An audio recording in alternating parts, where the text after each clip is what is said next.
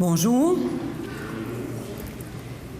Seigneur, que devons-nous faire? La lumière, c'est un signe de joie, de fête et aussi de sécurité et de vigilance. Sur la terre, il y a tant de gens qui ont besoin de lumière. Levons-nous et célébrons.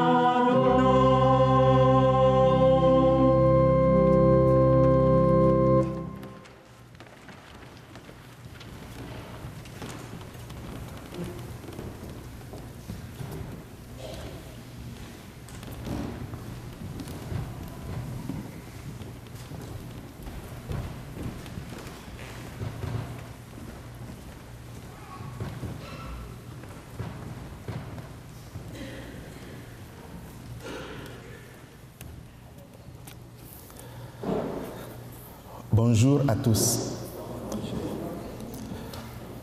Comment pouvons-nous marcher à la rencontre du Christ si lui-même ne nous éclaire de sa lumière? Frères et sœurs, disposons nos cœurs à accueillir la lumière et laissons-nous guider par le Christ pour aller à sa rencontre.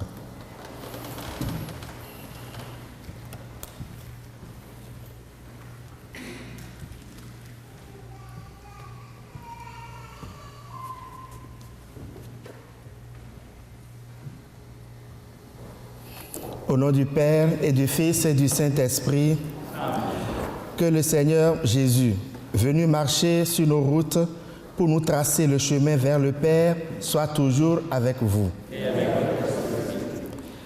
Jean-Baptiste proclamait un baptême de conversion pour le pardon des péchés. Tournons-nous vers le Seigneur qui veut faire du neuf dans nos cœurs.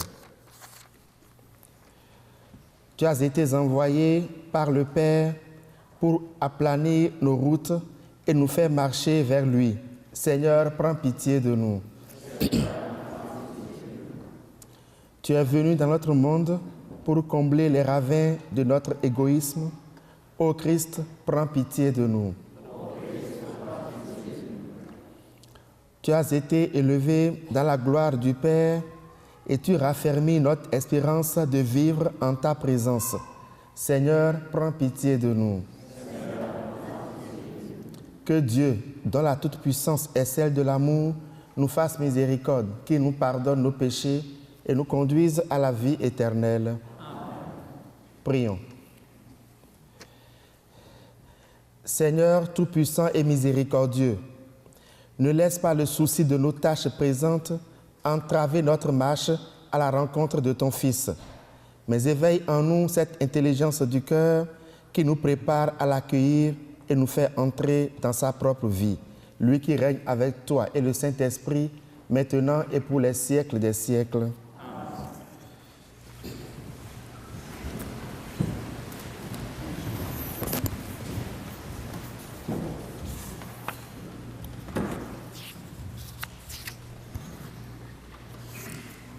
Lecture du livre du prophète Baruch. Jérusalem, quitte ta robe de tristesse et de misère, et révèle la parure de la gloire de Dieu pour toujours. Enveloppe-toi dans le manteau de la justice de Dieu, mets sur ta tête le diadème de la gloire éternelle.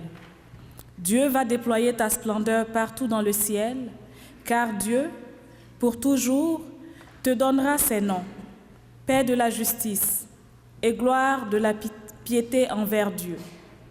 Debout, Jérusalem, tiens-toi sur la hauteur et regarde vers l'Orient. Vois tes enfants rassemblés du couchant au levant par la parole du Dieu saint. Ils se réjouissent parce que Dieu se souvient. Tu les as vus partir à pied, amenés par les ennemis, et Dieu te les ramène, portés en triomphe, comme sur un trône royal. Car Dieu a décidé que les hautes montagnes et les collines éternelles seraient abaissées et que les vallées seraient comblées. Ainsi, la terre sera aplanie afin qu'Israël chemine en sécurité dans la gloire de Dieu. Sur l'ordre de Dieu, les forêts et les arbres odoriférants donneront à Israël leur ombrage, car Dieu conduira Israël dans la joie, à la lumière de sa gloire, avec sa miséricorde et sa justice. Parole du Seigneur.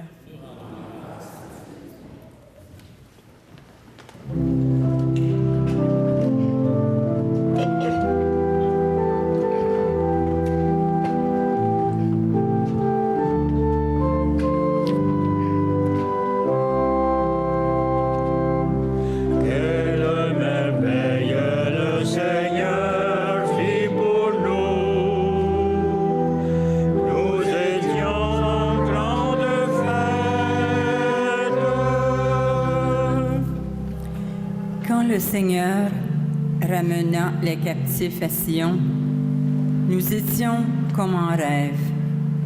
Alors notre bouche était pleine de rire, nous poussions des cris de joie.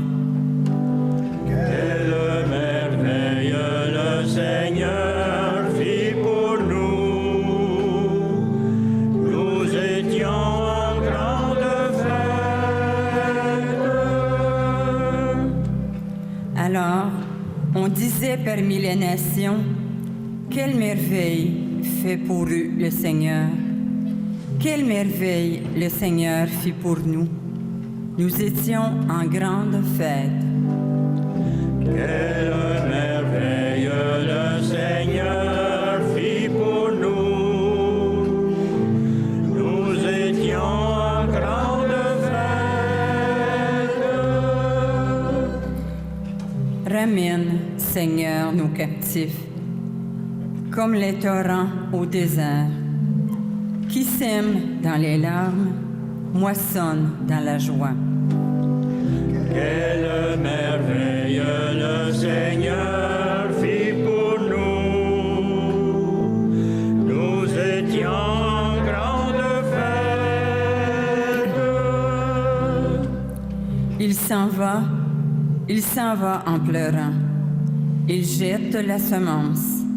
Il s'en vient dans la joie. Il rapporte les gerbes. Quelle merveille le Seigneur fit pour nous. Nous étions en grande fête.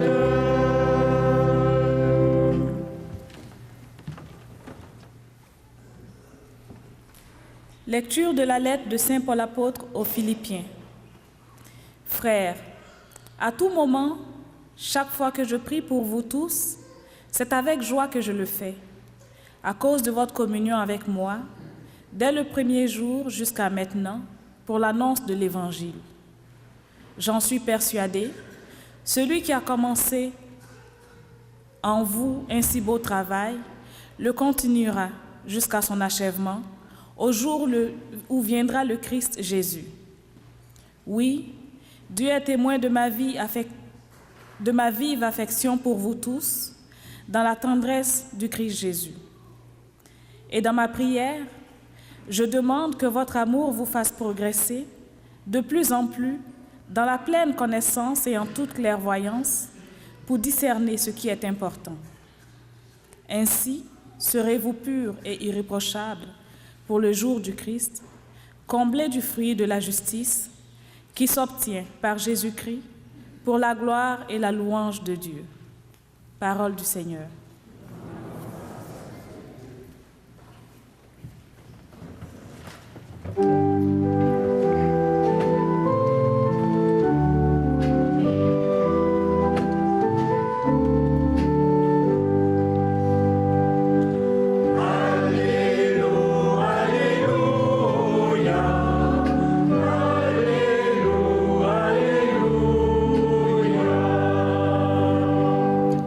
Préparez le chemin du Seigneur, rendez droit ses sentiers.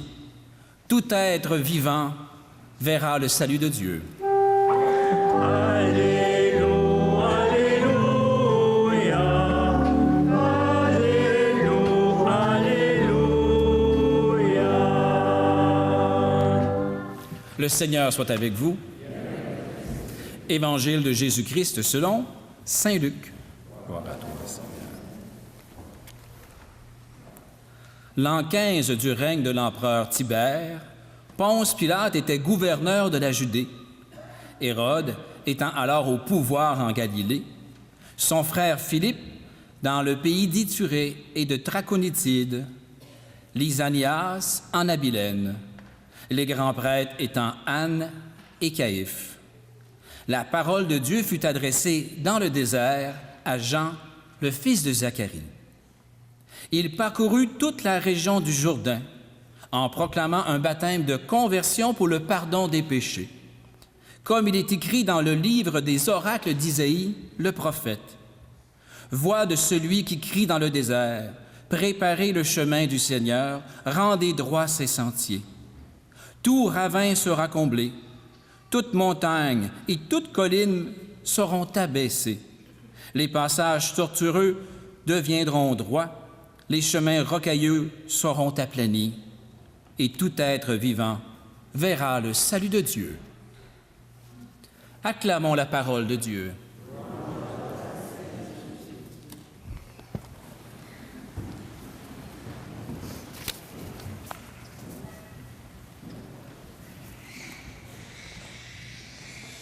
L'introduction du chapitre 3 de l'Évangile de Luc nous situe dans le temps, l'an 15 du règne de l'empereur Tibère.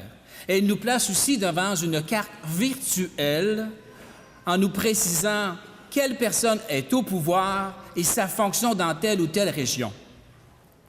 Aujourd'hui, l'évangéliste Luc pourrait nous demander « Trouvez l'erreur, trouvez l'erreur ». L'erreur, s'il y en a une, pourrait être Jean, car Jean n'a pas de titre, sinon d'être celui le fils de Zacharie, et il n'y a pas de région où faire résonner son pouvoir, sinon le désert et le Jourdain. Mais il n'y a pas d'erreur. Il n'y a pas d'erreur parce que le personnage principal, c'est Jean. Jean, car la parole de Dieu est adressée à Jean et non pas aux autres.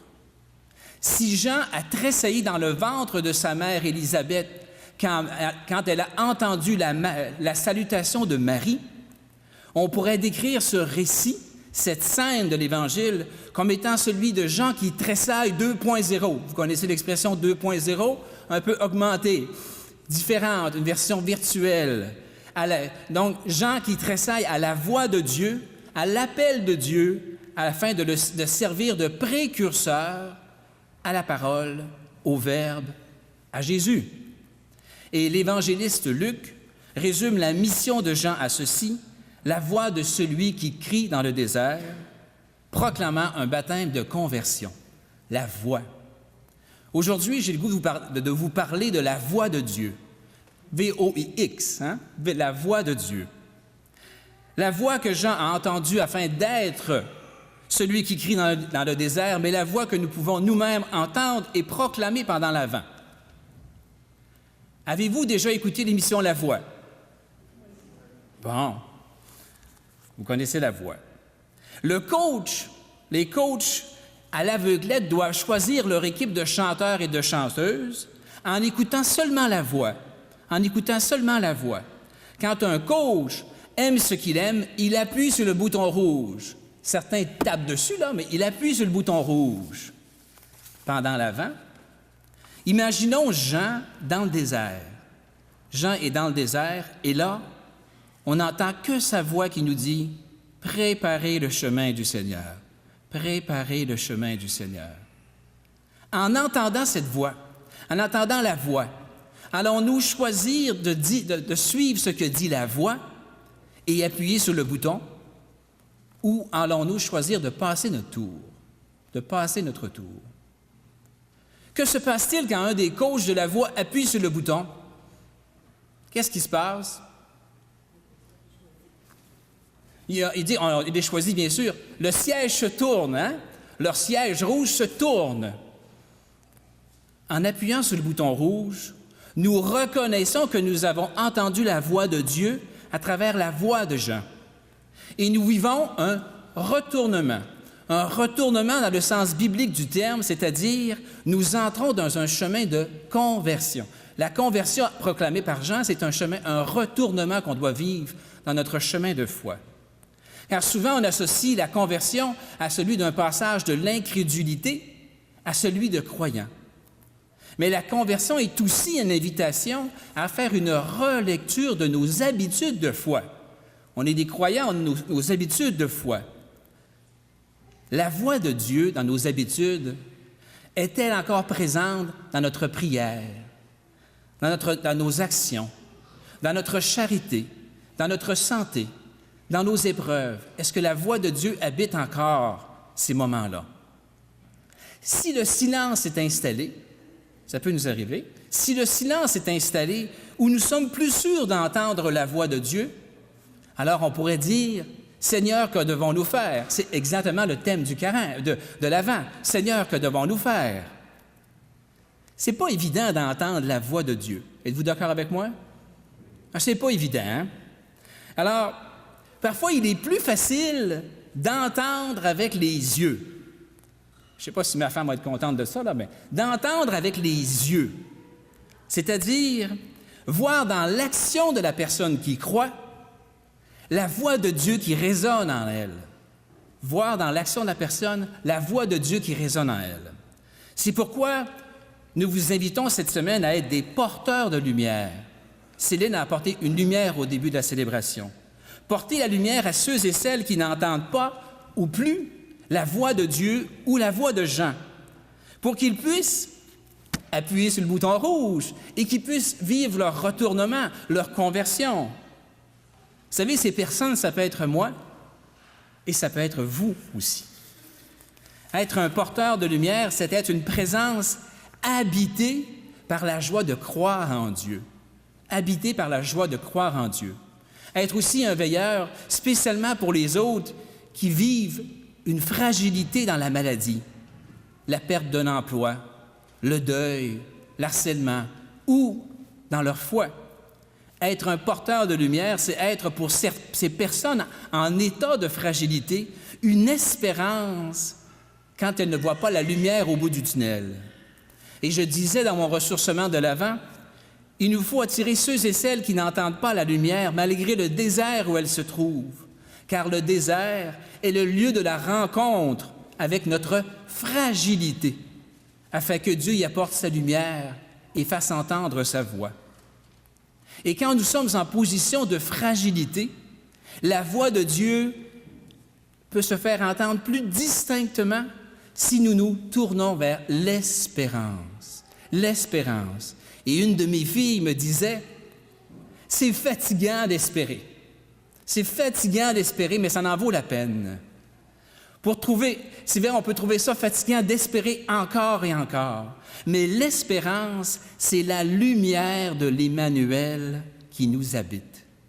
Et à Noël, l'Emmanuel ouvre le chemin de la foi et nous fera entendre la voix du Père.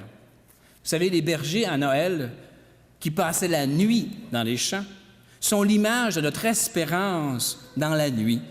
Et c'est au cœur de cette nuit de Noël, que la gloire de Dieu les enveloppa de sa lumière.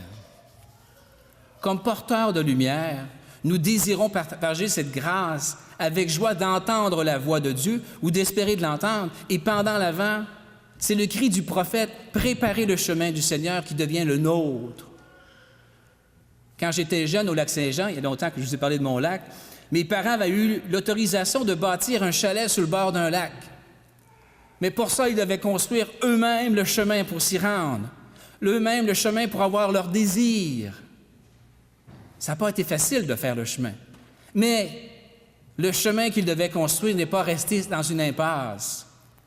Préparer le chemin du Seigneur, c'est entretenir le canal auditif entre le cœur de l'homme et le cœur de Dieu. Nous ne voulons pas que la conversion demeure dans une impasse. Cependant, comme on s'est dit, comme vous savez, comme on peut vivre tous, Dieu parle et passe parfois dans le murmure d'une brise légère. Il nous faut être alors attentifs à tous les petits gestes porteurs de lumière, porteurs d'espérance, porteurs de joie, un simple sourire, un regard qui apporte la paix, un regard qui apporte cette lumière. Préparer le chemin du Seigneur, c'est aussi ouvrir le chemin du désir de Dieu et entretenir le désir. Vous savez, pas ouvrir le chemin, moi, au Lac-Saint-Jean, ouvrir le chemin pour un motoneigiste, c'est être le premier à passer. Hein? Le premier à passer, et souvent, c'est l'homme ou la femme la plus expérimentée. Et quand on veut l'entretenir, on demande aux autres motoneigistes de faire attention au chemin. Pour un chrétien, ouvrir le chemin du désir de Dieu, c'est d'être en chemin avec l'autre, et un chemin de conversion les attend tous les deux. Et le chemin, vous le connaissez, c'est Jésus. Et il a dit, quand 2 ou 3 seront réunis en mon nom, je serai là au milieu d'eux. Et le chemin, depuis l'incarnation, depuis Noël, est toujours ouvert et il est toujours praticable. Et pour l'entretenir, évidemment, ça passe par la prière, mais ça passe par le témoignage de notre foi comme porteur de lumière. Notre désir de Dieu se reflètera dans notre manière de vivre notre foi comme bâtisseur de chemin. Et pendant l'Avent, soyons la voix de Dieu par le témoignage de notre foi et qu'à Noël, qui n'est pas si loin que ça, et qu'à Noël, un grand nombre d'auditeurs appuie sur le bouton rouge, se tourne avec nous vers l'Emmanuel. Seigneur, que devons-nous faire? Préparons ensemble le chemin du Seigneur et portons la lumière. Amen.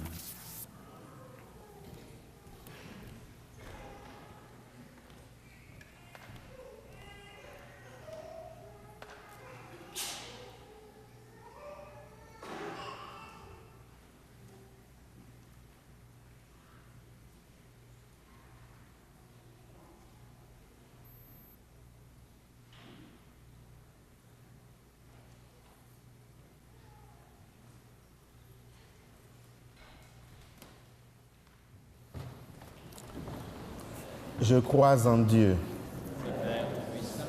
Créateur du ciel et de la terre, et en Jésus-Christ, son Fils unique, notre Seigneur, qui a été conçu du Saint-Esprit, est né de la Vierge Marie, a souffert sous Ponce Pilate, est mort, a été enseveli, est descendu aux enfers, le 3e jour est ressuscité des morts, est monté aux cieux, est assis à la droite de Dieu le Père Tout-Puissant. Tu viendras juger les vivants et les morts. Je crois en l'Esprit Saint, à la Sainte Église catholique, à la communion des saints, à la rémission des péchés, à la résurrection de la chair, à la vie éternelle. Amen. Le Seigneur nous appelle à travailler à la construction d'un monde meilleur, à continuer ce que son Fils Jésus a commencé, à marcher sur ses pas. Prions-le de soutenir nos efforts pour témoigner de son amour pour le monde. Soutiens nos efforts, Seigneur. Pour l'Église, afin qu'elle accompagne tous les baptisés dans leur marche vers la sainteté, prions le Seigneur. Pour les personnes qui, en ce temps de préparation à Noël, ressentent plus douloureusement la solitude, afin qu'elles retrouvent joie et espérance. Prions le Seigneur. Pour nos communautés chrétiennes, afin que l'amour les fasse marcher avec confiance vers le jour du Christ, prions le Seigneur. pour nous-mêmes et nos proches, afin que ce temps de l'Avent renouvelle notre confiance en Dieu et renforce l'espérance qui nous fait vivre. Prions le Seigneur.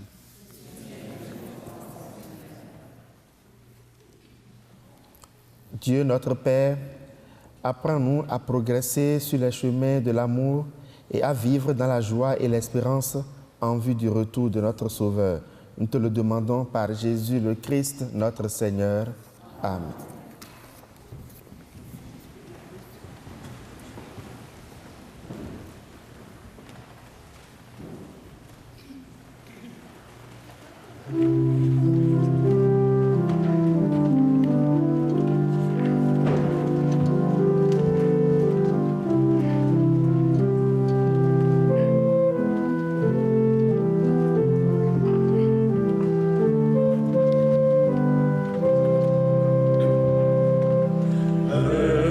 Celui que le maître en arrivant trouvera debout, éveillé, vigilant.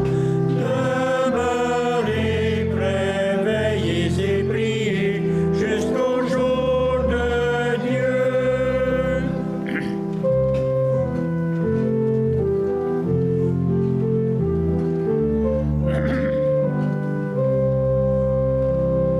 Heureux celui que l'époux en pleine nuit trouvera muni d'une lampe bien remplie. Demeurez prêts, veillez et priez jusqu'au jour de Dieu.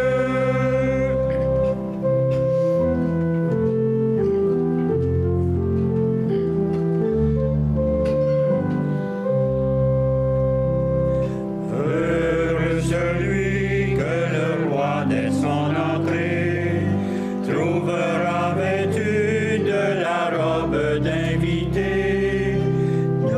Demeurez prêts, veillez et priez jusqu'au jour de Dieu.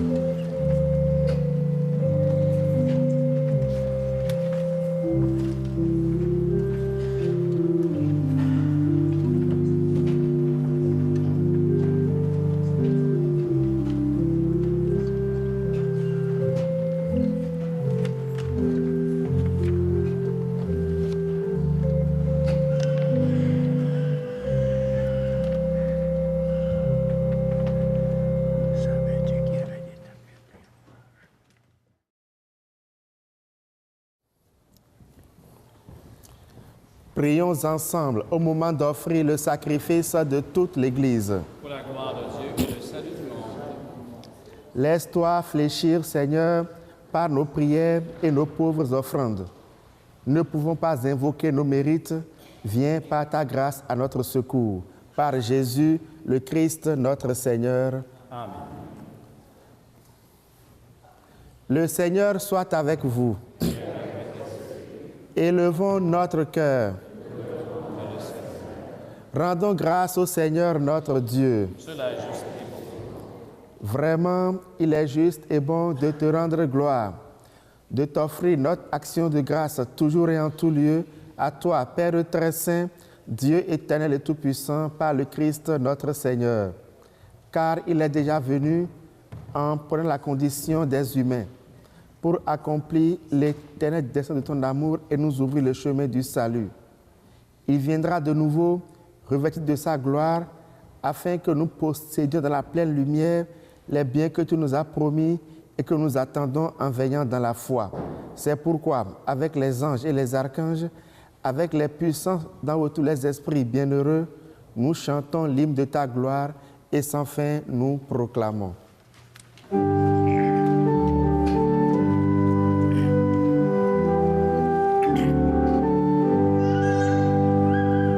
Saint, Saint le Seigneur,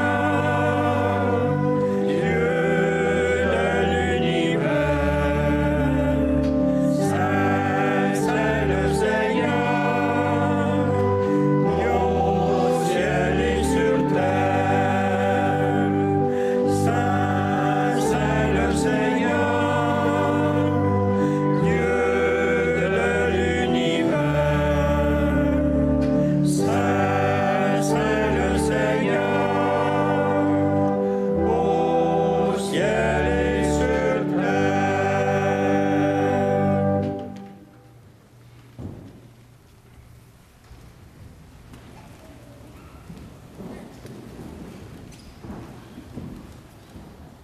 toi qui es vraiment saint, toi qui es la source de toute sainteté, Seigneur, nous te prions. Sanctifie ces offrandes en répandant sur elles ton esprit, qu'elles deviennent pour nous le corps et le sang de Jésus le Christ, notre Seigneur. Au moment d'être livré et d'entrer librement dans sa passion, il prit le pain, il rendit grâce, il le rompit et le donna à ses disciples en disant, « Prenez et mangez-en tous, ceci est mon corps livré pour vous. »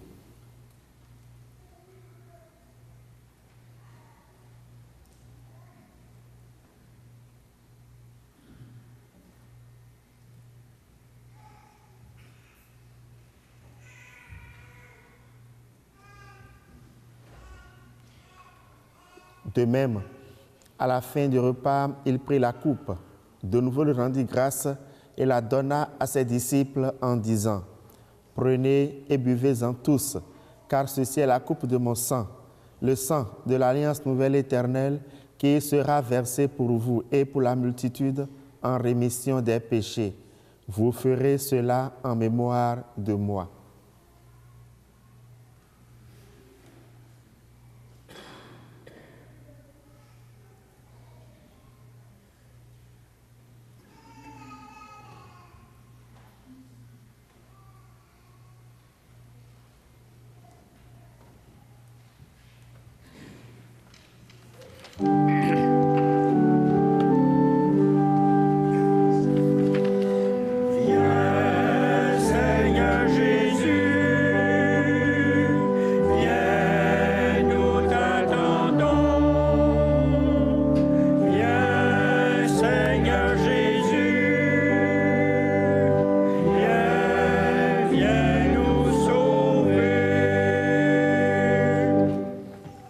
Faisant ici mémoire de la mort de ton Fils et de sa résurrection, nous t'offrons, Seigneur, le pain de la vie et la coupe du salut, et nous te rendons grâce, car tu nous as choisis pour servir en ta présence.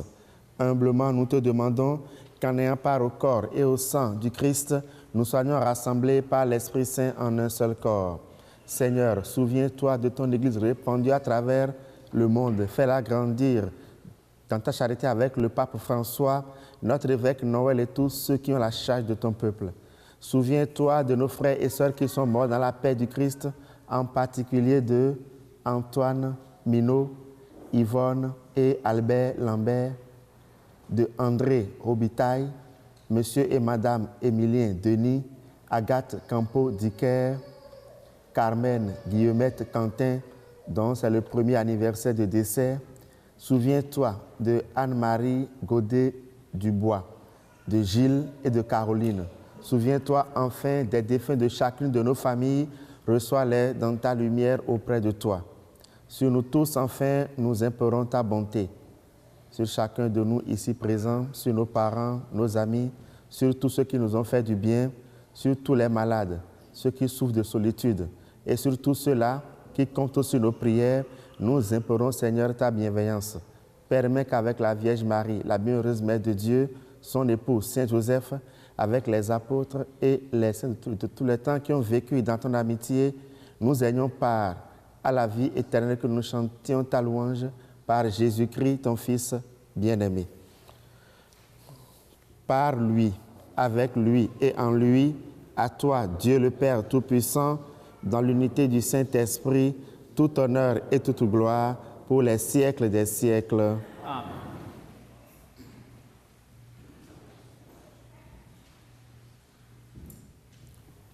Comme l'avons appris du Sauveur, et selon son commandement, disons, mais n'oublions pas la nouvelle version. Notre Père, que ton nom soit sanctifié, que ton règne vienne, que ta volonté soit faite sur la terre comme au ciel. Donne-nous aujourd'hui notre pain de ce jour. Pardonne-nous nos offenses, comme nous pardonnons aussi à ceux qui nous ont offensés. Et ne nous laisse pas entrer en tentation, mais délivre-nous du mal. Délivre-nous de tout mal, Seigneur, et donne la paix à notre temps. Donne la paix à nos consciences, la paix à nos familles. Par ta miséricorde, libère-nous du péché. Rends-nous forts devant les épreuves. En cette vie, nous espérons le bonheur que tu promets et l'avènement de Jésus-Christ, notre Sauveur. Car c'est à toi qu'appartient le règne, la puissance et la gloire pour les siècles des siècles.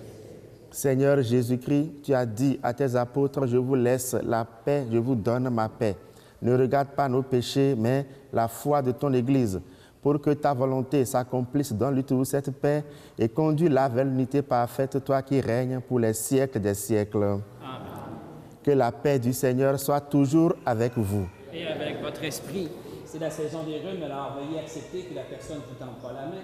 Frères et sœurs, dans la charité du Christ, échangez-vous la paix.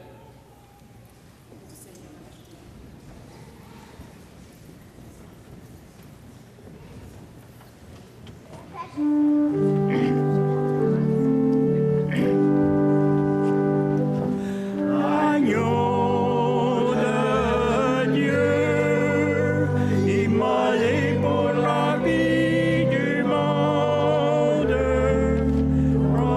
donne-nous la vie, donne-nous la vie.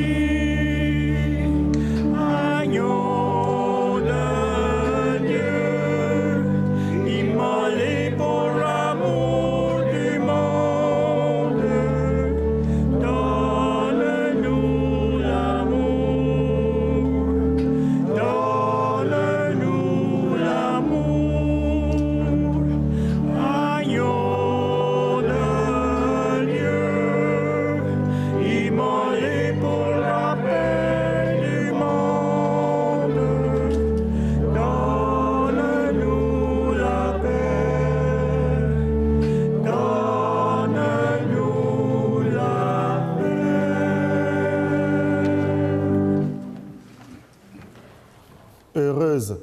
Heureux sommes-nous d'être invités au repas du Seigneur. Voici l'agneau de Dieu, celui qui enlève le péché du monde. Je ne suis pas digne de te recevoir, mais dis seulement une parole et je serai guéri. Le corps et le sang du Christ nous gardent pour la vie éternelle. Amen.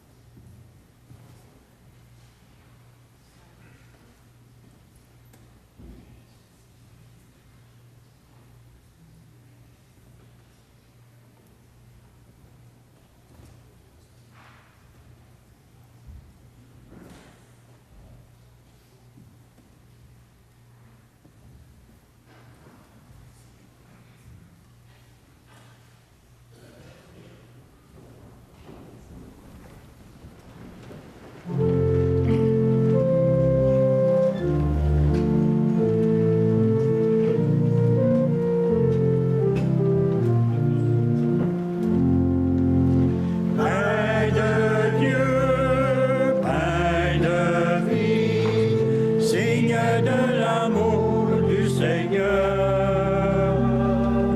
Pain du ciel, Jésus-Christ, viens semer l'amour dans nos cœurs. Toi le passant sur l'autre rive, tu nous connais par notre nom. Tu sais la faim qui nous habite et les désirs dans nous.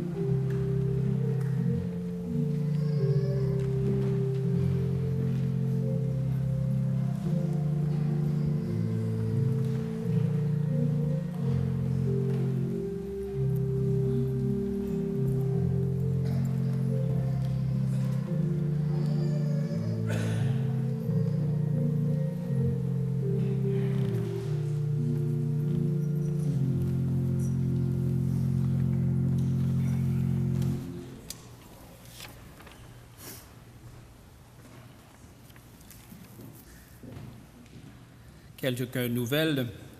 Ce mercredi 12 décembre, sera la fête de Notre-Dame de la Guadeloupe, patronne des Amériques et mère de l'Amérique.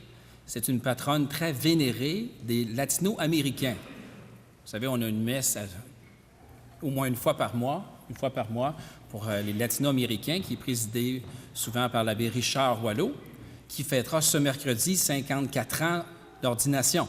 Alors, si vous avez un petit mot à lui dire, je pense qu'il apprécierait.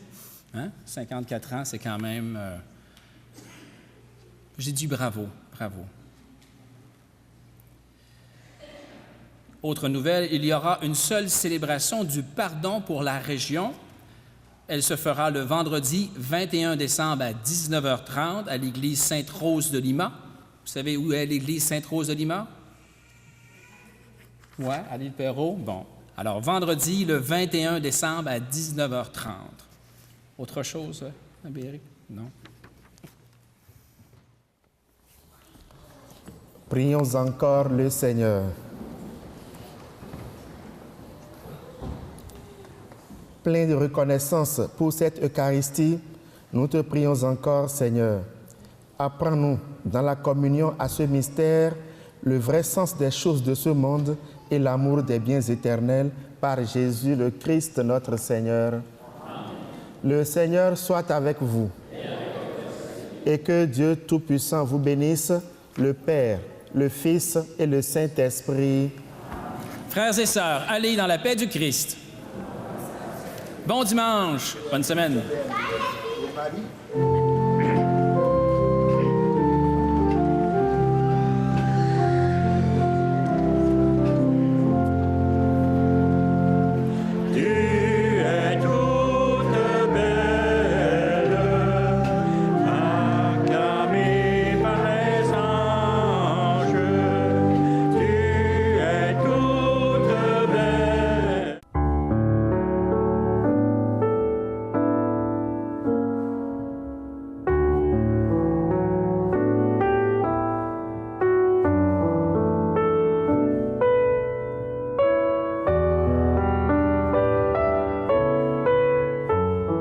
Alors, Philippe Liébert est un maître au Québec pour les sculptures. C'est un des plus grands. C'est d'ailleurs le professeur de plein de sculpteurs qui l'ont suivi. Alors, Liébert a fait plusieurs églises au Québec, mais ici, à Saint-Michel, nous conservons la plus grande intégrale de lui.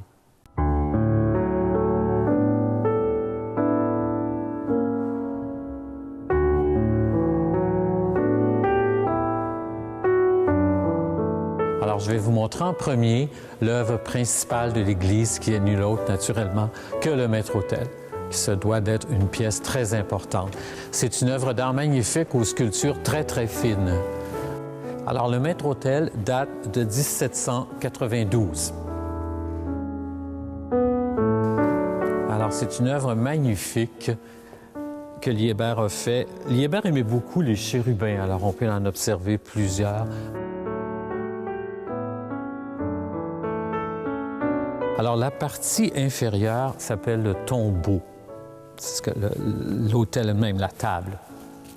C'est composé ensuite de la partie intermédiaire, la monstrance, où on exposait, entre autres, le Saint-Sacrement lors de prières. Et on peut voir tout en haut la gloire, où le triangle est écrit Dieu. Le soleil représente naturellement la gloire. Alors, si on observe de plus près, on y voit toutes les sculptures que Liébert a fait. C'est très délicat. C'est sûr que les couleurs ne sont pas de lui. Probablement qu'au départ, c'était tout doré, comme la porte du tabernacle. Alors, on voit des feuilles d'acanthe, des feuilles de chêne. Si on monte un peu plus haut, on voit la porte du tabernacle, qui est les 7 sceaux. C'est tiré de l'Apocalypse. Dans la monstrance, à l'arrière de la grande croix, on peut voir le beau Dieu de Vaudreuil, l'Ecce Homo. On l'appelle ici, on l'a toujours appelé, le beau Dieu de Vaudreuil. Plus haut, comme je vous ai expliqué tantôt, la gloire. Les triangles représentent naturellement la Très Sainte Trinité. On peut voir aussi les chandeliers tout de bois et la croix que Liébert a faite en 1792.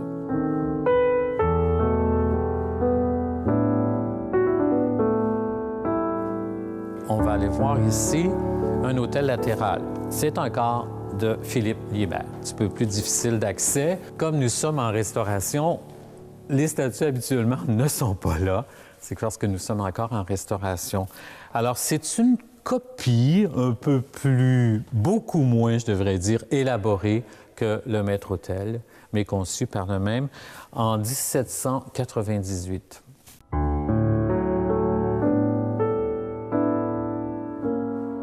On y retrouve exactement les angélos, on y retrouve les mêmes médaillons, mais c'est beaucoup plus petit et plus sobre.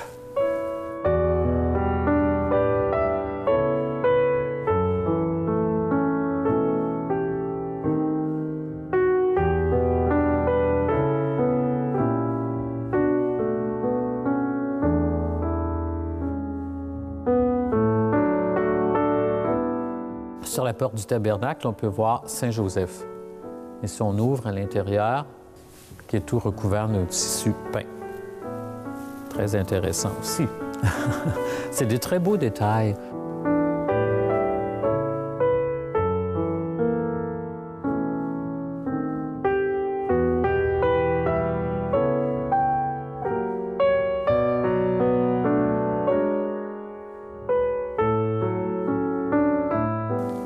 Sur la porte, on retrouve Saint-Joseph et l'enfant Jésus et naturellement Saint-Joseph qui domine l'autel latéral.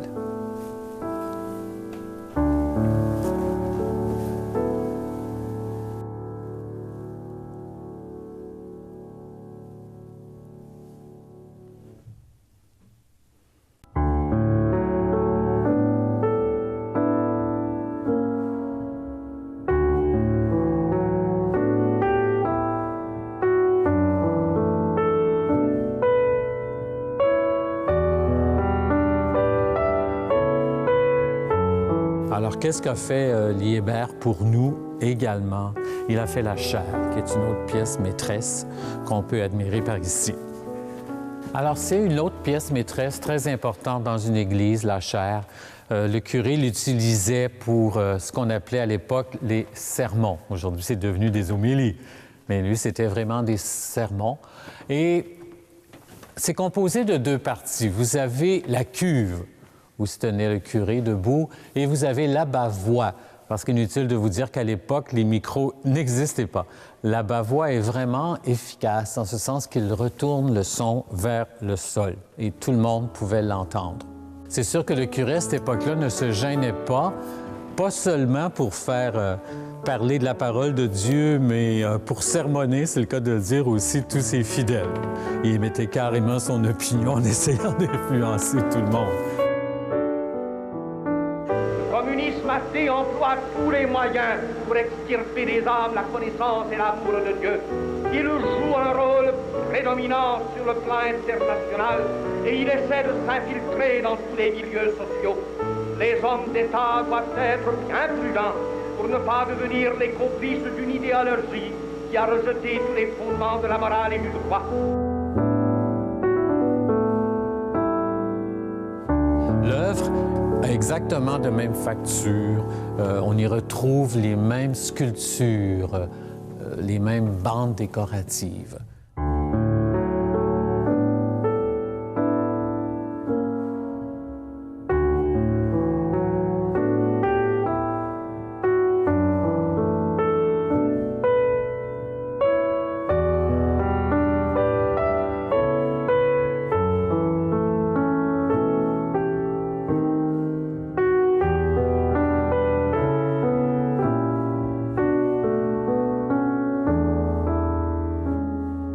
On ne l'utilise plus, sauf une fois par année au seigneurial.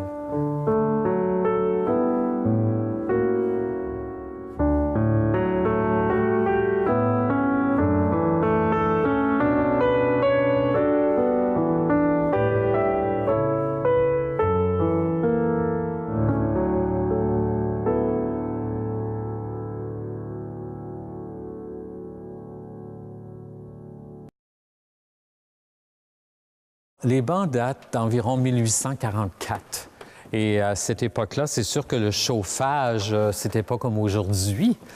Alors, ça devait être un chauffage minimum. Alors, c'est pour ça qu'ils sont un peu élevés du sol. Même, quand on est de taille normale, on a tous devenu plus grands, les pieds ne touchent presque pas à terre. Si on est plus petit, c'est pire. C'est pour le froid, c'est contre le froid. Alors moi, c'est déjà une petite distance, là. Alors à l'époque, il était plus petit, ce qui fait que ça ne devait pas toucher beaucoup. On a aussi les cloisons qui protègent contre les courants d'air. Et il y avait à l'époque des portes, ils ont été enlevées vers 1940, dans les années 1940. Ça faisait probablement trop de bruit. Tout le monde faisait son petit clic-clac. Alors, qu'est-ce qu'on faisait pour se garder au plus chaud à l'époque? On avait des briques chaudes ou des bouillottes. On avait des appareils spéciaux à l'époque qu'on mettait au sol. On prenait sa grande couverture. On pouvait emmener notre couverture de carriole en hiver, et on s'abriait avec ça. Fermer la porte. Alors, on avait un minimum de chaleur.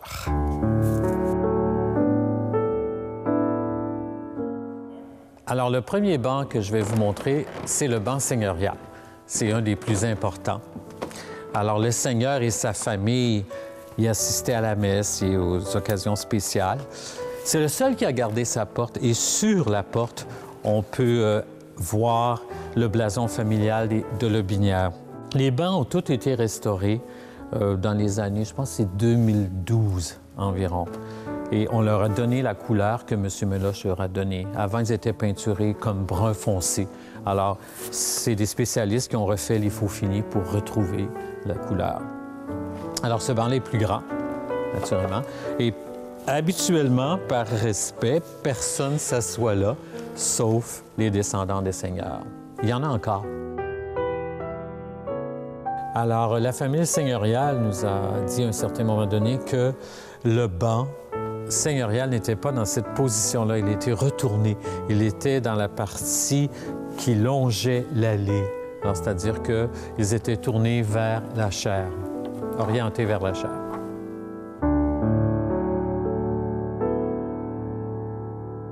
Et on a aussi un autre banc. Aujourd'hui, on l'emploie un peu à la projection, là. Ce banc-là, une place. C'est le banc du chef de milice. Le chef de milice, à l'époque, c'était quand même un personnage assez important. Vu qu'on n'avait pas tous les militaires, le chef de milice du village, c'était quand même l'autorité. Alors, il avait son banc à lui, ici, en avant, près du Seigneur. On en compte un autre aussi, juste de l'autre côté.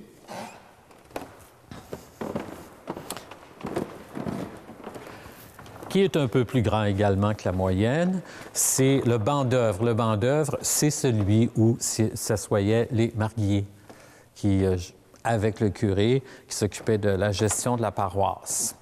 Mais c'est sûr que les mariés de l'époque n'avaient pas tout le pouvoir qu'ils ont aujourd'hui. C'était beaucoup plus le curé qui décidait qu'est-ce qui se passait.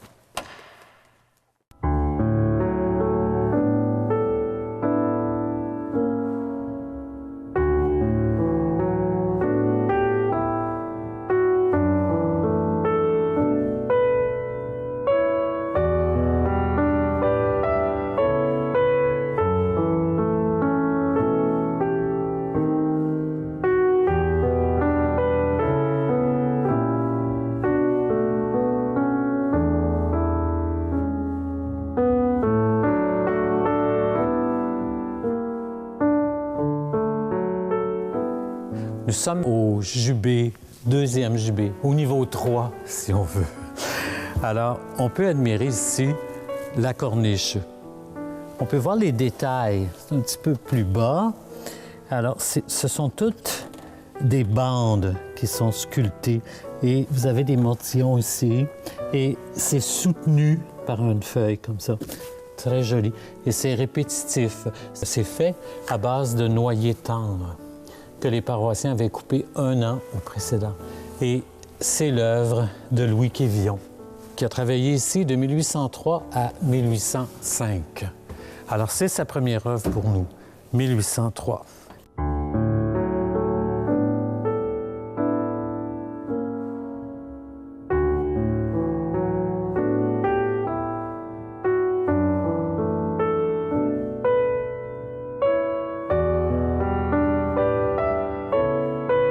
elle fait absolument tout le tour de l'église, sauf la partie arrière qui se trouve être la devanture de l'église. Elle fait tout le chœur, toute la nef, même les transepts. Alors, c'est un travail assez volumineux pour l'époque où on n'avait pas les outils que nous possédons aujourd'hui. Tout était fait avec des outils beaucoup plus rudimentaires. Pas nécessairement moins spécialisés, parce qu'on était inventifs, mais pas avec l'énergie que nous consommons aujourd'hui.